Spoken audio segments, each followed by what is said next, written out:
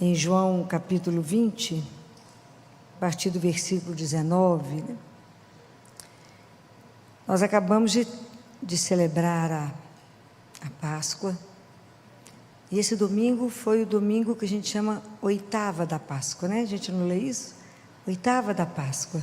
O que significa oitava da Páscoa? Porque, na verdade, não é um tempo cronológico, é um tempo espiritual, que começou quando Deus ressuscitou Jesus. Aí começou um novo tempo, que começou as primícias de uma nova humanidade. Jesus é as primícias, né? Começou por aí. Então, por isso que se chama oitava da Páscoa. É um dia só, é como se fosse um tempo só, né? Da ressurreição até o dia que Jesus vai encontrar com seus discípulos, né? Quando a gente vive a Semana Santa de uma forma intensa, a nossa fé é baseada no que os discípulos falaram, no que os discípulos viram. Então, quando a gente lê em Lucas, que os anjos falam com as mulheres: por que vocês estão procurando entre os mortos aquele que vive? Jesus não está aqui, Ele vive. A gente celebrou a ressurreição, a Páscoa, começou a nossa caminhada de fé. Porque essa caminhada, ela é pessoal. Eu não caminho com a sua fé e você não caminha com a minha fé. Cada um de nós tem que ter um encontro com Ele. Tem que ser olhado nos olhos para caminhar com Ele.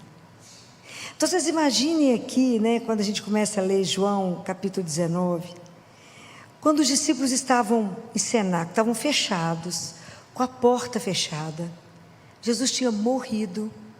Eu fico imaginando como que esses homens sofreram. Eles conheceram Jesus, eles viram Jesus ressuscitar Lázaro, ele viu Jesus batendo lá quando o filho daquela lá de Naim, né, da viúva de Naim, falou: levanta. Viu a multiplicação dos peixes, viu Jesus andar sobre as águas, viu Jesus fazer tanta coisa. E aquela morte na cruz foi de um sofrimento absurdo. Aquilo é uma injustiça, a maior injustiça do mundo. Imagina quando eles viram tudo aquilo acontecer e sabia quem Ele era. Eles não entenderam absolutamente nada. E eu fico imaginando o quanto eles ficaram desolados na sexta, quando Ele morreu, que eles estavam escondidos. E o sábado da espera. Não sei se vocês já tiveram oportunidade de viver o que é esse sábado do silêncio de Maria e da espera. Alguém já viveu?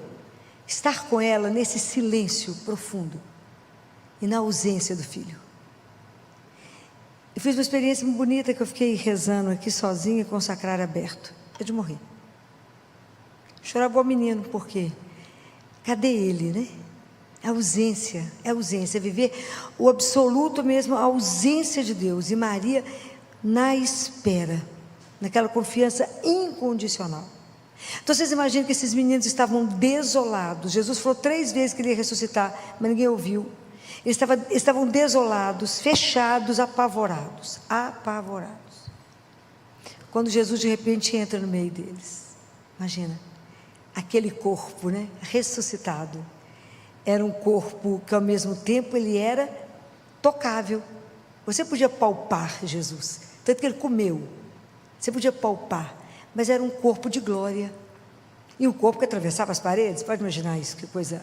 Você pode imaginar a alegria deles quando eles viram Jesus? Pode imaginar o que foi aquilo, né? Quando eles viram Ele de novo. Isso deve ter sido uma loucura quando eles o viram. E Jesus não cobrou, né? Não cobrou. Não falou: vocês sumiram. Viu, Pedro, que eu te falei que você ia me negar? Ele fez isso? Não. Fico imaginando a alegria deles quando viram Jesus. E Jesus faz uma coisa extraordinária.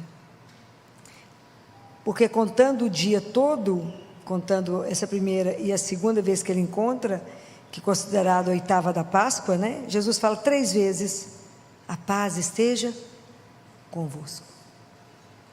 A paz que Jesus dá é uma paz que não é a paz do mundo.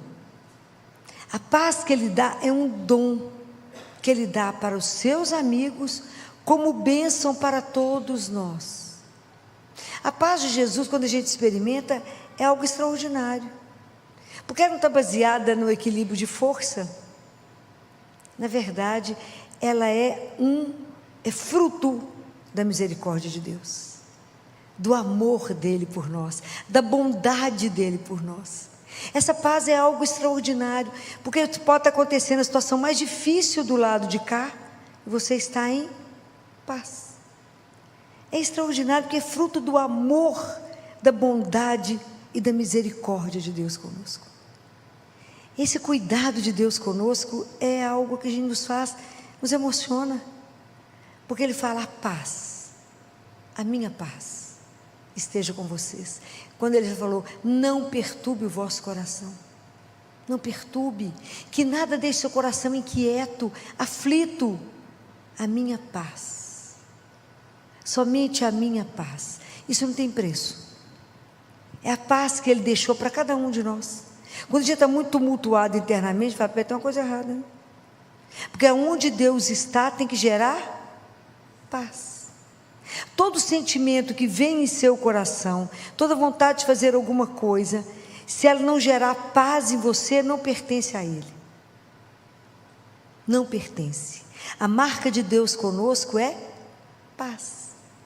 Deus não veio para nos perturbar, Ele veio para nos acalmar, para nos dar confiança, porque é nessa paz, é nessa confiança que a gente, quando a gente fala: Jesus, eu confio em vós, na verdade eu falo para Ele: Jesus, eu confio na onipotência de um Deus que nos criou. Então, quando a gente fala: Jesus, eu confio em vós, é o resumo da nossa fé. Eu creio na onipotência de um Deus que fez tudo vir ao mundo. É isso que a gente fala, isso é uma declaração, né? Então, quando Jesus fala a paz, vocês lembrem sempre disso. Tudo quando vocês rezarem, se vocês não saírem da oração com o coração em paz, começa de novo, tem alguma coisa errada. É verdade. Vocês nunca podem entrar numa igreja e sair pior do que chegaram. Hein? Senão você não encontrou com a pessoa certa. Você encontrou com qualquer pessoa, menos com Ele. Porque o fruto dele é paz. Então lembrem disso. Se você chegou aqui tumultuado, desorientado, tem alguma coisa te perturbando, se você ajoelhou ali e não saiu em paz, pode começar de novo. Você rezou com o seu lábio, mas não rezou com o seu coração, né? Então, são sinais que a gente precisa aprender na convivência com Ele. Aí Jesus faz uma coisa extraordinária. Ele sopra. Ele sopra sobre os discípulos. Pode imaginar o que foi isso, gente? Aqueles homens que estavam apavorados, quase morrem de alegria porque o encontra. Ele fala: a paz. E sopra sobre eles. Sopra sobre ele e fala: recebei o Espírito Santo. Aqueles a quem perdoados os pecados, ser-lhes-ão perdoados. Aqueles aos quais retiverdes, ser-lhes-ão retidos. Aqui Jesus institui a confissão. Essa coisa extraordinária, que é o tribunal da misericórdia, aqui para nós. Então, a gente já entendeu que existe uma conexão total entre o Espírito Santo e o sacramento da reconciliação, da confissão. Porque quem vai fazer o ato é o sacerdote, conosco. Mas quem vai agir e nos perdoar é o Espírito Santo de Deus. Ele que perdoa através do sacerdote. Ok? Nós vamos tomar mais amor à confissão. Porque o Espírito Santo, quando a gente confessa, ele vai pegar a imagem de Deus em nós, que está toda incrustada de pecado. Sabe quando uma coisa está suja? Ele vai dar banho nela, né? Vai limpar e vai devolver o brilho, a luminosidade desse Deus que habita em nós. Muitas vezes você sai da confissão, alguém olha para você e fala assim: engraçado, você está mais bonito, o que aconteceu? Fala: limpei por causa de pecado, né, filho? Deu uma aliviada, tomei um banho na alma, né? Então nós precisamos renovar espiritualmente a confissão. Olha para vocês poderem ver como é que a gente precisa entender isso. Porque muitas vezes a gente vai confessar igual um rito, né? E a gente continua confessando, com a idade que estamos, aqueles pecados lá da infância. Do jeito que eu aprendi, eu vim cá e repito. Mas nós já caminhamos, já evoluímos, e já estamos vivendo outra fase. Já são outras coisas que a gente precisa conversar com Jesus. Ok? De forma simples, prática, objetiva. Não vai ficar contando os pecados do vizinho, nem da sogra, nem do marido, nem do filho. É seu pecado. Lembre que é você com Jesus. Naquele momento, é você e Ele. É um dos momentos mais fortes que a nossa dignidade é olhada. Porque quando a gente está na igreja e o padre proclama a palavra, todo mundo está escutando. No momento que nós estamos recebendo a Eucaristia, todo mundo está recebendo a Eucaristia. Mas na hora que você está confessando, é só você e Ele. Isso é extraordinário. A gente quer morrer de vergonha, claro, não quer ir lá falar. Esconde uma coisa, quer justificar. Não justifique, Deus já sabe que a gente não presta. Justifica não. Fala, Senhor, eu fiz isso. Não explica o dia, ó, sabe por quê? Aquele dia a pessoa me enfesou, eu fiz isso. Não fala não. Fala, eu fiz isso, pronto. Ele já viu. A gente precisa professar. Porque Deus é tão extraordinário. Porque Ele é o único que pode, do nada, transformar, fazer com que alguma coisa possa existir, né? Do nada Ele fez tudo, do nada, que não existia. E ao mesmo tempo Ele pode pegar aquilo que existe e transformar em nada. O que foi que Ele fez na cruz?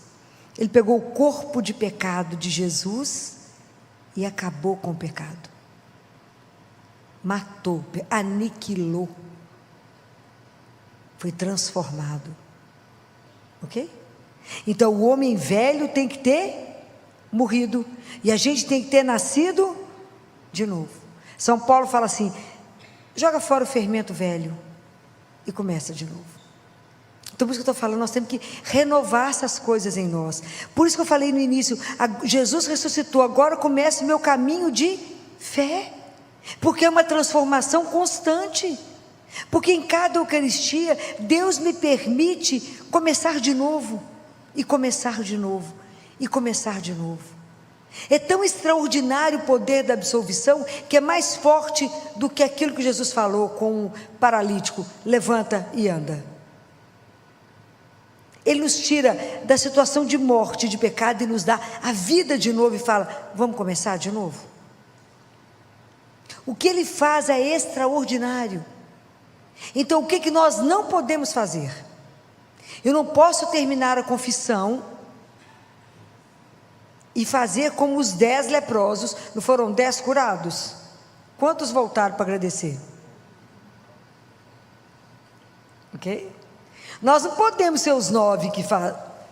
Nós recebemos o perdão, nós recebemos a oportunidade de começar de novo. Vamos zerar e começa de novo o caminho? Ok? Então eu tenho que ir lá. Vai lá no Santíssimo, Ele está lá. Vai lá e fala com Ele: eu vim agradecer, o Senhor ter me perdoado. Vai lá. A gente tem que sair da confissão igual aquele publicano que subiu no templo e que batia no peito e falava: Senhor, tem de piedade de mim, pecador. Tem de piedade de mim. A gente tem que sair da igreja realmente justificado. Naquele momento você saiu, foi curado. Deus cura as feridas quando Ele nos perdoa. Então nós vamos procurar mais a confissão. Temos que fazer isso. Não pode ir embora sem agradecer ao Senhor tamanha dádiva que Ele nos deu. O Padre Pio falava que a confissão era o único lugar que a gente afirmava, era o único tribunal que você fala: sou culpado, e saí inocentado. Era o único, né? E tudo que você confessar aqui não será lembrado lá, porque Deus perdoa esquecendo. Vamos aproveitar e perdoar enquanto a gente fala, né? Enquanto lembra, aproveitar o momento e confessar. E a outra coisa que eu queria lembrar a vocês, quando a gente que a gente precisa melhorar o nosso rito de confissão, santificá-lo, espiritualizar ele mais, que chega um momento na nossa vida, que quando a gente já não estiver mais cometendo pecado mortal, pecado grave,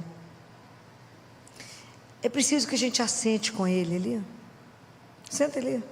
Deus vivo. Escândalo isso da nossa vida. Isso é uma alegria da nossa vida, isso é um tesouro. Qual que é a sua riqueza? Ali, eu ficar ali nos pés dele, isso é a riqueza da nossa vida. Vivo, me escuta. Me escuta. Imagina, ele tem paciência de escutar tudo que ele já viu. A gente conta, ele fica lá com a doçura, escutando de novo. Assenta ele com ele e fala: Jesus, cá entre nós dois, só nós dois. Só nós dois, senta aqui. Conta para mim. O que eu estou fazendo no meu caminho que eu tenho te ofendido? O que eu estou fazendo que não te agrada? Me revela, para que eu possa confessar e mudar o caminho. Me mostra aonde eu estou errando, Senhor. Me ajuda, eu não quero errar. Eu quero fazer uma caminhada de verdade, eu quero fazer uma caminhada de fé. Eu confio no Senhor, eu quero viver dessa confiança. Eu não quero ficar sendo seduzido pelo mundo, eu não quero ser enrolado pelo encardido. Eu quero de verdade caminhar nesse caminho estreito seu, porque não é simples, mas me ajuda, porque tem coisas que a gente não percebe que está pecando, não é? Porque é sutil. Às vezes é o perigo das coisas boas, que a gente acha que está fazendo tudo tão certo. É aí que o mal entra no meio do bom, e a gente fica achando que está bacana, e não estamos, e estamos pecando nisso aí, né? Então é preciso prestar atenção nisso. Às vezes as coisas passam de uma forma sutil, mas Ele, que nos conhece e nos ama, pode falar com você: é aqui, você não está confiando em mim, você está estressada, para cá de quê? Você perdeu a confiança em mim? Está querendo resolver tudo pela força das suas mãos? Entrega. O que eu faço? Fala: não, estou ofendendo a Ele, não confio nele, ofendo a Deus. Vem rezar com pressa, não estou rezando direito, Senhor, estou saindo daqui pior do que eu entrei, porque você rezou com o lábio, não rezou com o coração, não se rasgou diante de mim, tentou me enrolar, tentou esconder de mim o que está te magoando. Chora e fala com Ele: não dou conta. É ali, ó, é ali, vai lá melhorar a nossa confissão, vai lá melhorar a sua caminhada de fé. Conversa com Ele, fala: Jesus, eu quero fazer coisa melhor, eu não quero ficar apavorado, chegar perto do padre e falar a mesma coisa, toda vez a mesma coisa. Tem uma coisa errada conosco. Precisamos de pedir a Ele que nos ajude. E a outra coisa que eu queria falar com vocês é quando Jesus volta, né? Porque Tomé não estava lá. Quando Tomé chegou, os discípulos falaram: Jesus esteve aqui. Nós encontramos com ele. Tomé falou: só acredito vendo, só acredito se eu puser meu dedinho. Aí Jesus entra e fala: estou aqui, Tomé, pega as minhas chagas. Jesus foi para o Pai levando as nossas chagas, e Jesus não tirou essas chagas. As chagas é o sinal do amor dele conosco.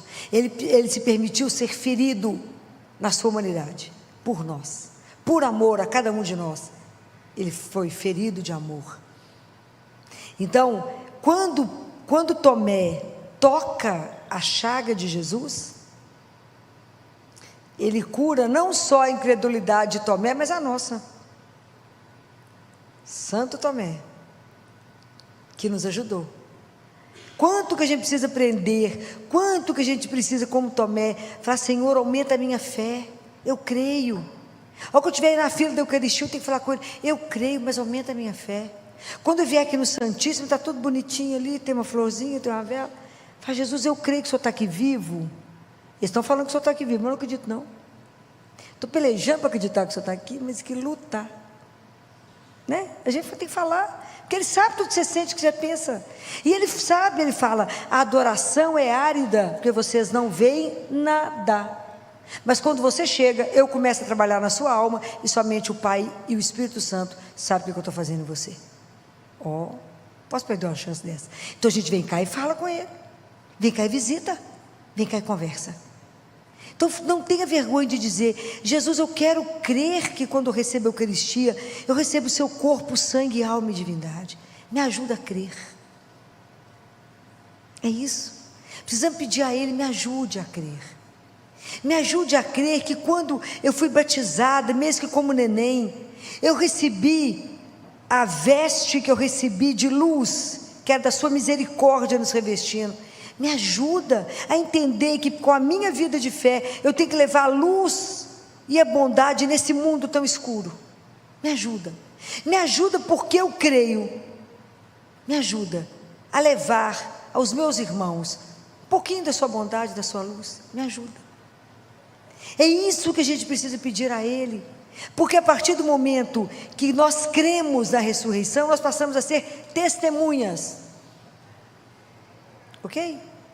É o que João fala aqui no último versículo.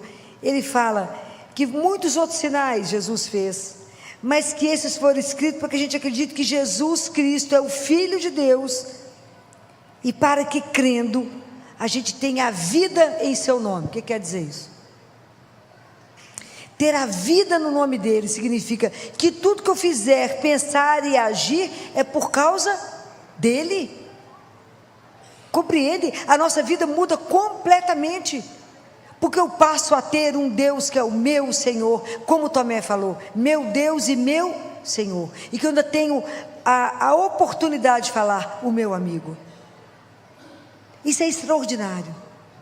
Então a minha vida passa a ser dependente dele. Do jeito que ele olhava para o Pai, eu olho para ele e falo, é assim mesmo que o senhor quer? É assim que te agrada?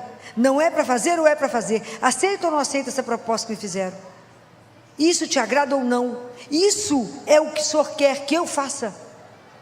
Me ajuda, Senhor, me dê força, porque Ele compreende a nossa miséria, a nossa debilidade, e Ele é tão doce, que Ele assume isso em nós, entende e nos ajuda. Ele fica por perto para nos dar confiança para caminhar, até que a gente consiga ter um passo melhor. Confiança nele. Olha como é que ele permite que a gente vai poder caminhar com ele. Ele fala, vamos ver se já está tendo um passo firme, que a gente não tenha medo de fazer decisão por ele, porque muita coisa o mundo vai te olhar e falar, uai, mas por que você não vai fazer isso? Por quê? Por causa dele, porque eu creio, porque eu caminho aqui com os olhos, eu tenho que pisar aqui, mas meu olho está no céu. Eu tenho que buscar as coisas do céu, tenho que entender que cada dia que eu caminho, eu vivo menos um para cá, e estou caminhando para lá. Então quais são as minhas opções aqui? Se eu vivo para Ele, ou às vezes eu ainda não dou conta de falar como Tomé, meu Senhor e meu Deus. Então é por isso que a fé é um caminho, gente, não é um pódio que eu cheguei e falei, tenho fé, não, é um caminho, é um caminho. Tem dia que a vida está fácil, a vida está reta, né? Está tudo bem, a família está toda em paz, tá beleza, é fácil acreditar. Mas quando às vezes acontece alguma coisa que não está nos nossos planos, aí a gente percebe, alguém fala com você, o chão sumiu das minhas pernas. Por quê? Por que o chão sumiu? Porque na verdade eu não estou com o pé onde eu tinha que estar. Jesus falou, aquele que constrói sua casa sobre a rocha, vai estar sempre firme, pode vir o que vier, porque você sabe onde é que você está construído, é em cima dele. Compreendem como é que o mundo vai nos pegando? Então por isso que a caminhada de fé, ela é renovada todos os dias, porque para Deus só existe hoje. Eu já falei isso com vocês, todos os dias eu tenho que renovar, eu quero caminhar com o Senhor, a minha opção é por você, Jesus.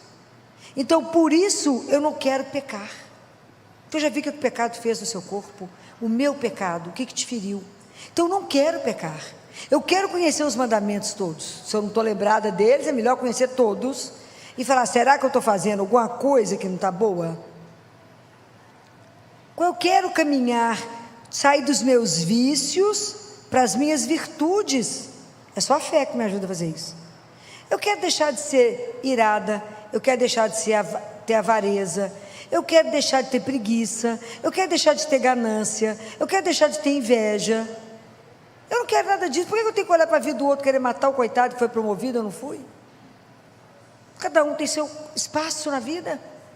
Por que eu tenho que ter inveja da grama do vizinho? Pede a muda lá e planta na sua também, faz bobagem. Por que eu tenho que estar sempre com o olho estrábico? Cuide da sua vida, Jesus fala isso muito. Cuide da sua alma, porque você não sabe o dia que eu te chamo. Então, estar com Jesus é uma proposta, não somos obrigados. Mas se a gente quer caminhar com Ele, quer fazer parte, né? Quer de verdade julgar esse fermento velho e começar de novo, é possível. Renovar isso todos os dias é possível. É possível renovar diante dele. É possível, na Eucaristia, qual que é o caminho mais fácil da nossa transformação? A Eucaristia. Porque cada vez que a gente recebe o corpo e o sangue do Senhor, nós somos trabalhados por Ele. Muita coisa queima em nós, muita coisa perdoada, para que a gente possa fazer um caminho. A gente adquire uma força nova. Isso é real. É real. É uma força, é aquilo que está escrito em Isaías. Aqueles que acreditam no Senhor, caminham com Ele, correm sem se cansar, vão para frente sem se fatigar. É real. Jesus é vivo. Vocês têm que fazer essa experiência de um Deus vivo. Ontem foi muito engraçado lá no consultório que um pai falava comigo assim: doutor Filó, eu queria descobrir quais as vitaminas que a senhora toma. Falei: vitamina? A senhora não adoece? Estou vendo meu filho tossir na sua cara assim, tum. A senhora fala assim, tosse, está assim, tum, na senhora. Por que a senhora não adoece? A senhora tomou vacina de gripe? Eu falo: tomei vacina de gripe. Mas tem mais alguma coisa que a senhora toma? Não tem não. Falei: tem, só quer saber? Eu recebo a Eucaristia todos os dias. O senhor compreende o que eu estou falando? Eu recebo o corpo, o sangue, a alma e a divindade de um Deus que me guarda, me transforma, me protege. Ele é a força que me faz dar conta desse consultório até 10 horas da noite. É Ele que me põe de pé às 5 horas da manhã. É Ele que me põe para andar. Ele que me permite estar aqui agora, sem ter só almocei até o presente momento. Só Ele e mais ninguém. Filho, não há vitamina que dê conta dele, não. Não há energético que dê conta. O Espírito Santo é energia pura. Mas se você não acreditar, for lá achar que recebeu um pão, mas ele não ficou conformado, ele falava: mas tem mais alguma coisa que só toma? Eu falei: bem, nós não vamos chegar num acordo, porque o Senhor não crê. Então não adianta, eu não estou escondendo nada do Senhor, não estou querendo não te dar uma receita, mas é porque de verdade, o que eu recebo todos os dias, eu tenho a graça, porque eu pedi, é a Eucaristia diária. Experimentem isso, e vocês verão o que é ter uma vida baseada, que é completamente diferente do mundo, completamente diferente. Você é alimentado, energizado, iluminado por Ele, e só por Ele. Se vocês não têm ainda essa graça, peçam e Ele dará. A caminhada de fé, precisamos de pedir a Deus perseverança. Me ajuda a perseverar. Hoje eu rezo, amanhã eu estou cansada, pula a oração. Não pode. É o alimento da alma, eu respiro da sua alma e rezar. Peça a Ele, me ajude a rezar, me ajude a confessar, me ajude a meditar a palavra, me ajude, eu sozinha não posso nada, e nada é nada.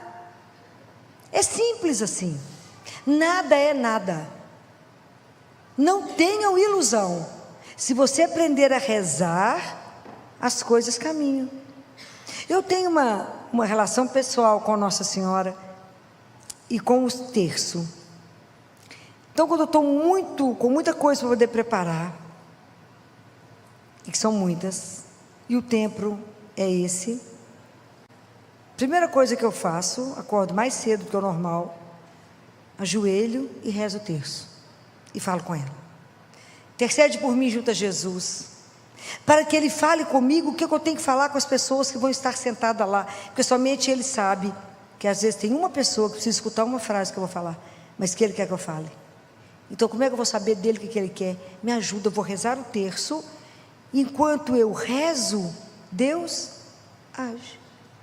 Quando eu termino de rezar, eu sei exatamente o que eu vou pegar, o que eu vou abrir, o que eu vou ler, e geralmente 1 hora, 50 minutos, o que eu tinha que preparar está pronto. Sou eu? Não, não sou. É o Espírito Santo de Deus. Então guardem isso. Deus está fazendo no mundo uma obra de amor, que a gente não vê, porque Deus é silencioso. Deus não tem ruído, Deus não tem barulho. E quando é que eu sei que essa obra dele está sendo feita? Como é que você reconhece que tem uma obra de Deus em andamento? No mundo inteiro. Como é que vocês acham? Através dos seus atos de amor, de caridade. Cada vez que cada um de vocês ama, cuida, acolhe, perdoa, é Deus fazendo a obra de amor dele no mundo. Então nós temos que pedir a Ele: Senhor, me ajuda na minha miséria, o Senhor me confiou uma missão, que nem eu sei direito qual é. Então você vai revelando todo dia para mim. O que é que eu vou fazer? O que é que o Senhor quer de mim? Aquilo que eu falei na Semana Santa aqui. Como Saulo, a gente pergunta para ele todos os dias ao receber a Eucaristia, eu falo com ele: eis-me aqui, Senhor, o que queres? O que queres que eu faça hoje? O que queres que eu faça hoje? Pergunta para ele, todo dia. Então, na minha miséria, me dê o suficiente, faz em mim o suficiente para que eu possa realizar com todo o meu amor, com toda a pouca força que eu tenho, a sua santíssima vontade. Que nesse projeto maravilhoso de salvação eu possa cumprir aquilo que o Senhor quer que eu faça, que mesmo que eu não entenda, me ajuda a fazer. E que, como eu tenho consciência de que eu tenho que fazer alguma coisa, me ajuda a entender que o tempo é curto e limitado. Então me dê eficiência, me ajuda a fazer de verdade, com competência, o que eu vim fazer. Me ajuda a otimizar o meu tempo. Não quero perdê-lo, Senhor, mas eu quero cumprir até a última vírgula, até o último ponto, aquilo que o Senhor determinou para que eu faça. Me ajuda, porque eu não sirvo para nada, mas o Senhor não precisa de mim, mas se o Senhor decidiu me usar, então me revela aonde, como o Senhor precisa de mim hoje, e que na minha miséria eu seja capaz de revelar ao mundo um pouquinho da sua luz e da sua bondade. Não permita que aquela luz, a luminosidade que te foi dada no batismo, não deixe ninguém apagar. Ninguém pode apagar a luz de Deus em você. Não pode ter preocupação, tristeza, algum sofrimento que você esteja, ela não pode apagar a luz de Deus, porque Deus é maior que qualquer outra coisa. Deixa a luz de Deus brilhar através de você. Não impeça que Deus te encontre, e não impeça, seja menos opaca, né? Vamos ser mais transparentes, para que o outro possa ver a luz de Deus em nós. Vamos pedir a Ele essa graça, por intercessão de Nossa Senhora, que permitiu cumprir na vida dela todo um projeto de Deus. Ela permitiu que Ele fizesse tudo que Ele quisesse com ela, tudo. E ela fez o caminho de fé, porque ela foi crescendo na fé. Que Ele permita que nós, na nossa opção de sim, eu creio, Jesus, eu creio em Ti, Jesus, eu confio em Vós, que a gente de verdade viva essa confiança, que é um abandono absoluto, absoluto e incondicional em Deus. Quando eu falo, Jesus, eu confio em Vós, eu confio, não tem mas, nem porém, nem senão, nem se, não tem. Eu confio, então eu abandono. Solta a corda, solta a rédea da sua vida que você está segurando, solta a corda da situação que você está querendo que aconteça do seu jeito, solta. Sabe quando a gente está segurando, igual guerra, um segura de um cabo de guerra, outro, solta o seu, cai nos braços dele e fala, conforme a vossa vontade, se entrega, não lute, entrega. Por que a gente pode fazer isso? Por que a gente pode fazer isso? Por que você pode cair nos braços dele, igual você cai numa piscina cheia de água, assim, que é uma delícia? Por que você pode fazer isso? Por que eu posso garantir para vocês isso? Pode o quê, gente? Acabamos de sair da Semana Santa. Por causa de quê? Por causa do amor que Ele tem por você, que é incondicional e é eterno. Deus não te ama pela sua obra, Ele te ama porque Ele é seu amor, e Ele te criou por amor. Então por que eu posso me abandonar a Ele na situação mais difícil da minha vida? Porque Ele me ama. Então o amor te dá garantia que Ele só tem o melhor. O melhor de Deus está por vir. Então espera nele, se abandona nele e fala, eu creio, Senhor, e confio. Então a partir de agora, a preocupação, o sofrimento, o estresse tem que sair, porque eu confio nele. O amor dele por mim é incondicional, não depende do que eu faço. Ele me ama apesar de toda a minha miséria, apesar da minha debilidade, apesar da minha fraqueza. Ele me ama, e nada vai me tirar da mão dele. Eu estou na mão dele, cada um de nós está na mão dele. Não tenhais medo, não tenhais medo. Abandona, experimenta, solta aquilo que você está segurando tanto, falando, mas eu quero desse jeito. Solta e fala: seja feita a vossa santíssima vontade. Que Deus essa noite possa, por intercessão de Nossa Senhora, derramar sobre cada um de nós as suas bênçãos, né? Derramar a sua paz, essa paz que ninguém vai compreender, né? A paz, que nada possa perturbar o seu coração, nada possa te inquietar, que você esteja completamente abandonado nos braços dele, abandonado, e repete isso: Jesus, eu confio em vós, então por isso eu me abandono, e que seja feita a vossa santíssima vontade, que assim seja, amém.